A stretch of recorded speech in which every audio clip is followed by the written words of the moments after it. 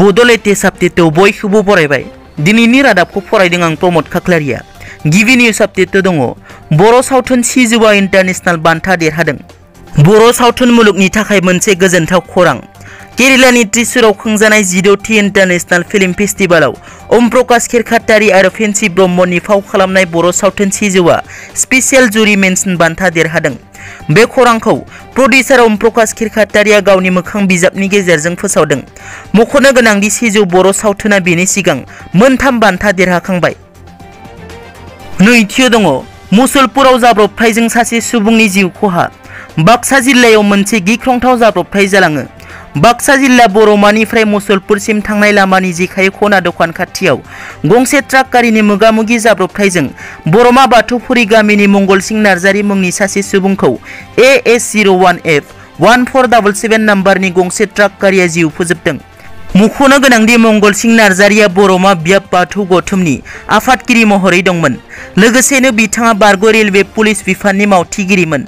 मंगलसिं नार्जारीनि गारि जाब्रबथायाव हरखाबै जिउ गोमानायखौ लानानै ओनसोलनि सुबुंफोरा गोथौ दुखु मोननाय फोरमायदों।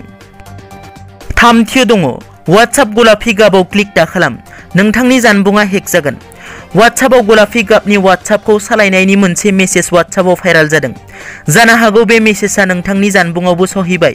नाथाय साइबार एक्सपार्टफोरनि बादिब्ला बे लिंकखौ थुनो नाङा, मानोना बे लिंकखौ थुयोब्ला नोंथाङा बाहायबाय थानाय जानबुंआ हेक जानो हागौ आरो वाट्सएप एकाउन्टखौ गावसोरनि खबजायाव लांनो हागौ। Cyber security expert Rajshekhar Rajaharia social मिडियानि गेजेरजों पस्ट खालामना बुंदों दि वाट्सएप गलापि गाबनिफ्राय जानगाराव था। डाउनलड खालामनायनि लिंक होना वाट्सएप ग्रुपफोराव भाइरास गोसारहोदों। वाट्सएप गलापि गाबाव क्लिक खालामनो नाङा, नोंथांनि जानबुंनि गासैबो रैखाथिनि बायजोआव थांगोन। ब्रैथियाव दङ गिबि मन्थ्रि सर्बानन्द सन'वालआ बुंदों थासारिया सामलायनो हायै जायोब्ला आसामाव लकडाउन फोसावनाय जागोन। रायजोआव कर'नाया गोख्रैयै गोसारनायनि गेजेरावनो आसामनि गिबि मन्थ्रि सर्बानन्द सन'वाल बिथाङा बुङो दि थासारिया सामलायनो हायै जायोब्ला रायजोआव लकडाउन फोसावनो हागौ होननानै।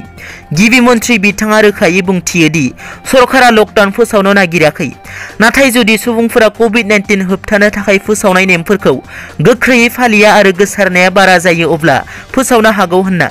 लोगोसे गिबि मन्थ्रि बिथाङा मख'यो दि बिनि सायाव दिनै गाहाय नेहाथारि आरो DGP आसाम पुलिसआ गोदान SOP फोसावगोन।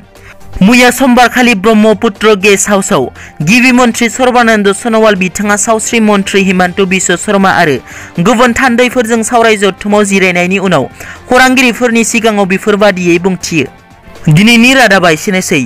नोंथांमोना जुदि आंनि चेनेलखौ दासिमबो साबस्क्राइब खालामाखै, अन्नानै साबस्क्राइब खालाम।